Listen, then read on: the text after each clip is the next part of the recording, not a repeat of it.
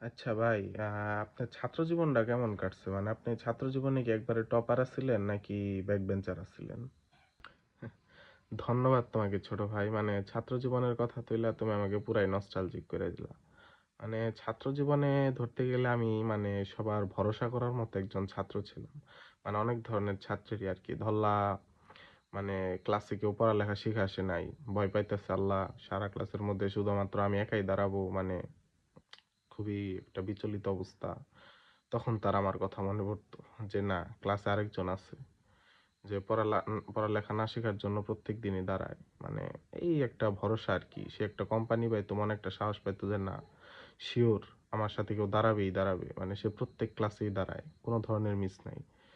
তারপরে ধরলা হঠাৎ করে স্যার আইসা বলল যে আজকে তোমাদের পরীক্ষার ফলাফল দেওয়া হবে, মাত্র 2 জন ছাত্র ফেল করছে। সবাই তখন ভয়, মানে কে কি ফেল করছে, 2 জনের মধ্যে আছে নাকি। আবার ধরলা স্যার বলল যে একজন ছাত্র ফেল করছে। তাইলে ধরলা কেউ আর ভয় পাইতো না ওইভাবে, কারণ আমার উপর একটা ভরসা ছিল যে ও একজন ছাত্র আমি। তো এরকমই আর কি, আমি একটা ভরসা করার মতো ছাত্র ছিলাম।